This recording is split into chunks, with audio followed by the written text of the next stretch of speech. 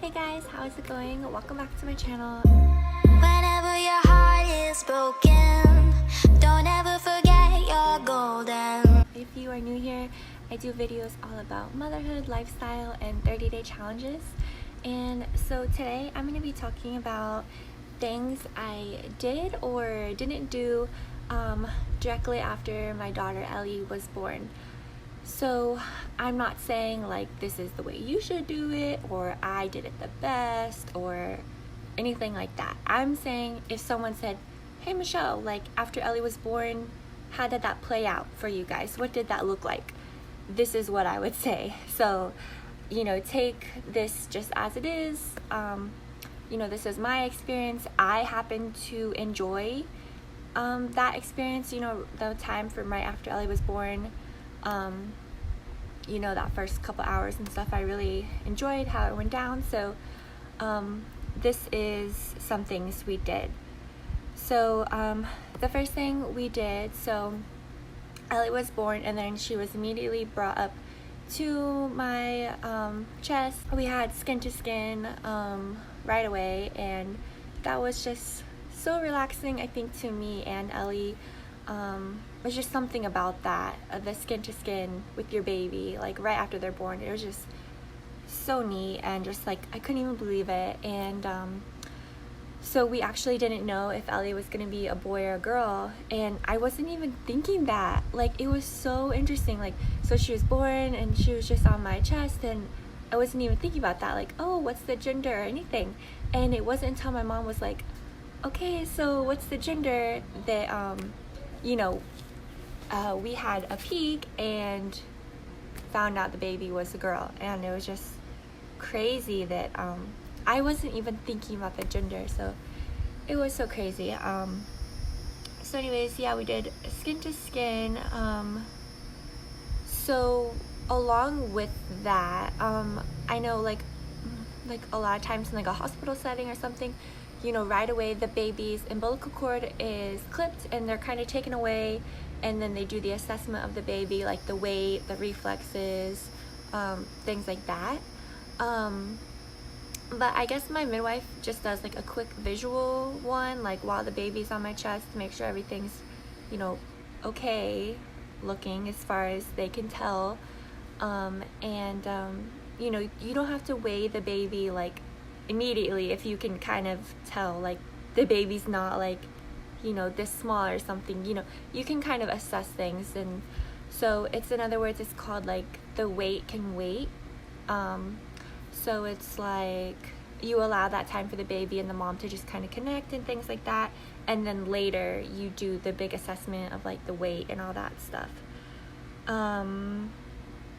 Yeah, and then I decided to not have the eye ointment. So it's called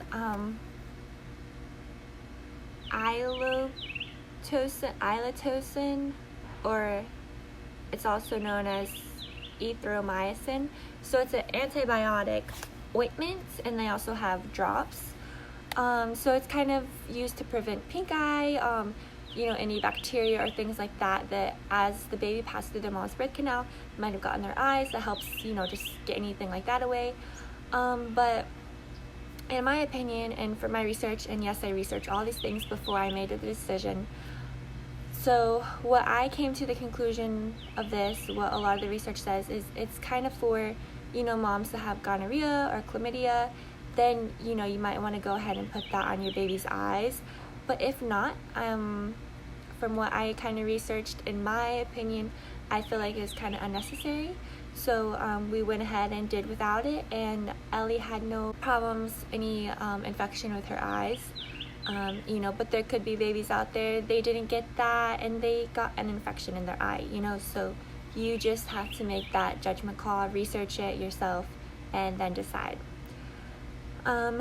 Also going along with that, we chose to not do the vitamin K shot. So the reason we chose to not do the vitamin K shot was, again, we researched it and that was the decision we made. So to explain our part of it, we just, in the end, we felt like it was unnecessary. If it was pure vitamin K, in the shot, that would be one thing, but it's not. There's other things in that shot besides vitamin K. So we didn't feel it was necessary. But, you know, just research it. There are risks, I guess you could say. You know, babies that don't have enough vitamin K, there is a risk of bleeding, whether it's in the gut, the brain, or the skin, things like that. So you just have to make that call. We went ahead and didn't do the shot, and Ellie was fine.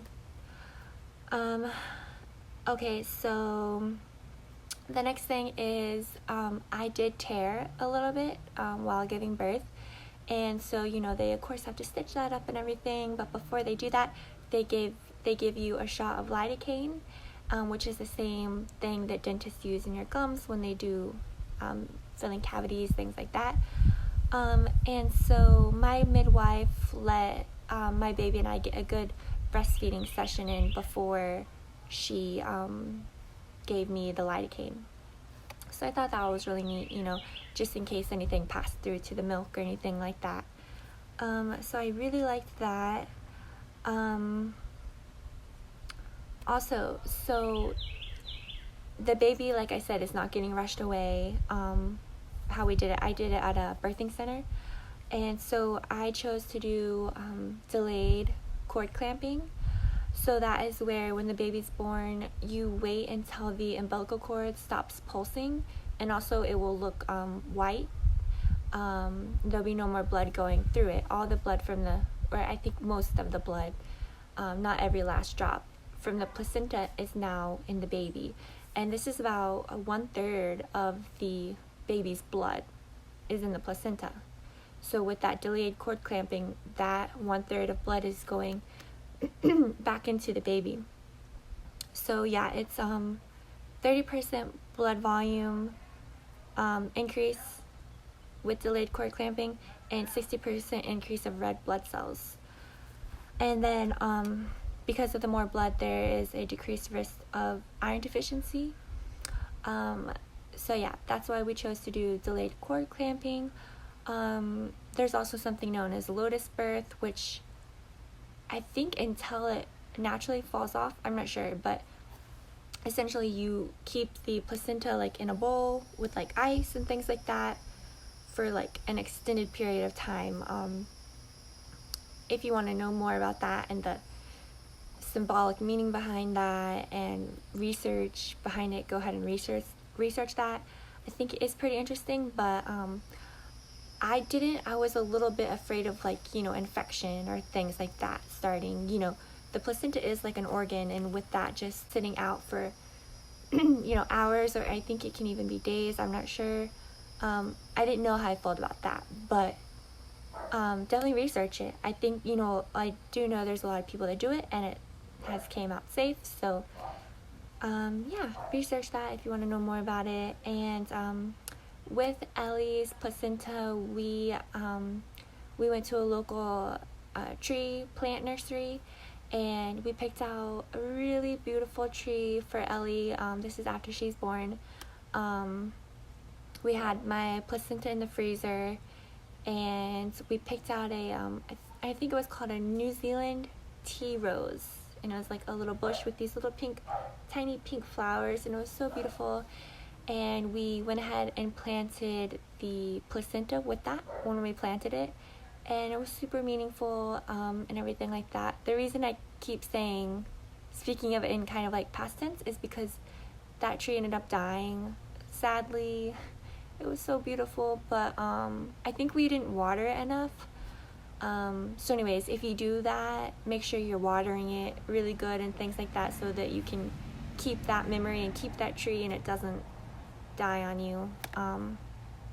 Yeah, so to review, we did the skin to skin, the delayed cord clamping, the no eye ointment or drops, the wait can wait, so in other words, like delaying the total assessment of the baby, but of course they do a quick visual assessment. No vitamin K, breastfed before lidocaine. Yeah, I'm trying to think. Those were what I have in my notes, but I was trying to think, hey, did I miss anything? yeah, so baby was born. She was on me. She naturally started breastfeeding. She got that, a good breastfeeding meal in, and then they assessed her. I'm sure they assessed me in there again somewhere too. Got her weight and everything. That was pretty cool. And then they gave me the shot of lidocaine and stitched me up. And then yeah, we just got to relax there with baby. We ended up taking a nap. Yeah, because my first contraction started at 3 a.m. We ended up going there around 6 or 7, I always forget. And baby was born at 9:12. Yeah, so we, didn't get much sleep that night. So yeah, we took a little nap and then we ate some food, and they probably assessed us one more time or whatnot. And yeah, then we got to leave. They checked to make sure our car seat was in correctly and things like that. These local women knit blankets for the babies that are born. We got to pick out the blanket we wanted for Ellie. Yeah, it was a really nice experience. If you are able to, I highly recommend a birth center or home birth. Actually, my birthing center, I think they're no longer a standing brick and mortar birthing center anymore. I think they only will come for home births now. So with our second baby, I might have to be doing a home birth, which I would be definitely open to. Yeah, so just ladies, check out your options. Don't feel forced into anything. If you want your baby to get a vitamin K shot, for example, great. If you did the research on it and this is what you want, great. I just want you to know you have options. If you have kind of been why do babies always need the eye ointment? If you don't have gonorrhea or chlamydia, why does my baby need to get that? Well, think about your options. You don't have to. So, but each side has risk and benefits. So, this is going to be the start of the decisions that you have to make for your baby. And, you just do your research, hope you're making the best decisions for them, and that's all you could do. And, like I said, this is just if someone said, hey, after Ellie was born, what did that look like? That's what I would say. I'm not saying this is what you should do, this was the best, or anything like that. I'm just saying my experience, how it went, all my choices. I ended up liking the choices I made. And yeah, so let me know what video you guys want to see next, and let's keep this community positive. I hope all of you guys are staying safe out there, and really take this time to connect with your family, and think about anything negative that goes into your mind. Think about the positive of it, or think, is there someone out there that could be wishing what I have, things like that. So just keep it positive, and thank you guys as always so much for watching, and I'll see you in the next video. Bye guys.